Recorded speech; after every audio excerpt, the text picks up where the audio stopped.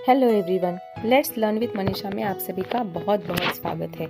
अगर अभी तक किसी ने मेरे चैनल को लाइक, शेयर एंड सब्सक्राइब नहीं किया है तो जल्दी करना है और हाँ, बेल आइकॉन को प्रेस करना ना भूलिएगा ताकि मैं जो भी नए वीडियोस डालूंगी सबसे पहले आपको उसकी नोटिफिकेशन मिल जाएगी। तो आज हम लोग सीखने वाले हिंदी व्याकरण का वाक्य और उसके प्रकार, दैट मीन्स सेंटेंस और उसके टाइप्स कौन कौन से है वो देखने वाले हैं।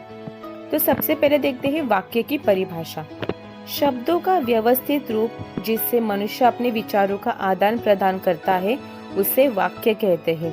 एक सामान्य वाक्य में क्रमशः कर्ता, कर्म और क्रिया होते हैं। अभी हम सभी को पता है कि एक वाक्य पूरा करने के लिए सब्जेक्ट, ऑब्जेक्ट एंड वर्ब की आवश्यकता होती है। तो शब्द जैसे हम लोग बहुत सारे वर्ड्स लिखते हैं, वे वर्ड्स को ठीक से हम लोग सही तरीके से लगाएंगे तो एक वाक्य बन जाता है पूरा।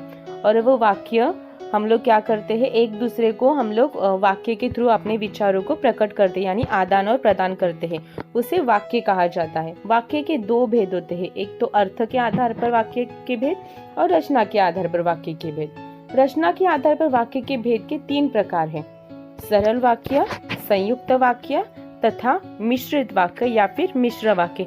इसे जटिल वाक्य भी कहा जाता है।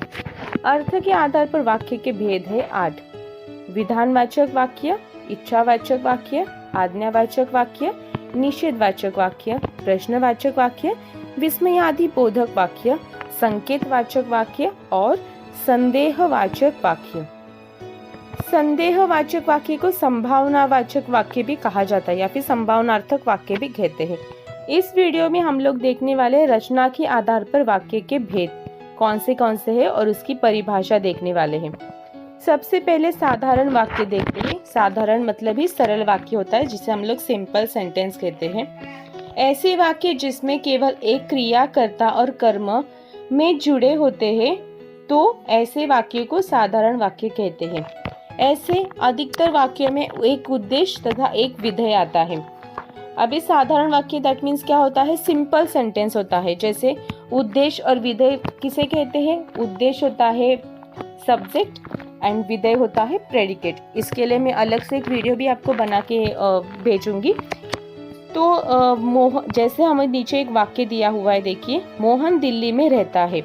मोहन हमारा हो गया उद्देश्य, दिल्ली में रहता है विधेय है। एक साधारण वाक्य बनने के लिए तीन चीजों की आवश्यकता होती है जहाँ पर वो दिए हुए हैं। संयुक्त वाक्य जिसे हम लोग कंपाउंड सेंटेंस कहते हैं।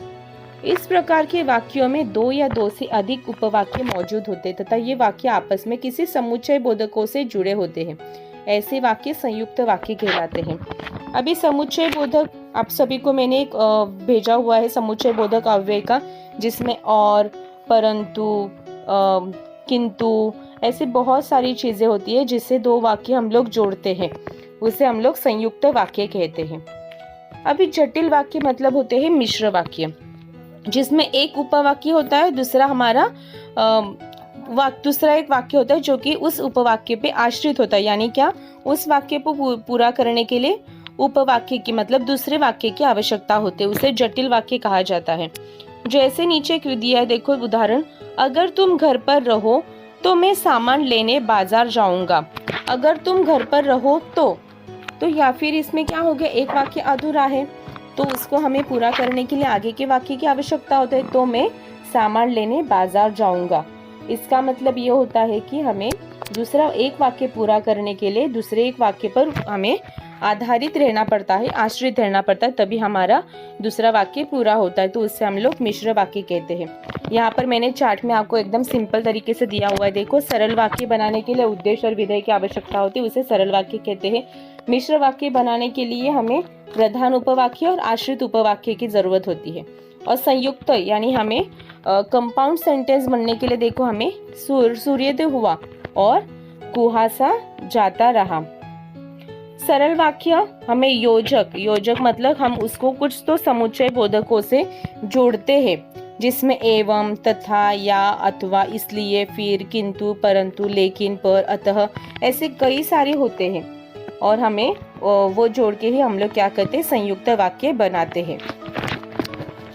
आई होप आप सभी को रचना के आधार पर वाक्य के जो तीन प्रकार है वो आज हमने सीखे, वो अच्छे से समझ में आए होंगे। नेक्स्ट वीडियो में हम लोग देखने वाले हैं अर्थ के आधार पर वाक्य के जो 8 प्रकार है उसकी परिभाषा और उदाहरण।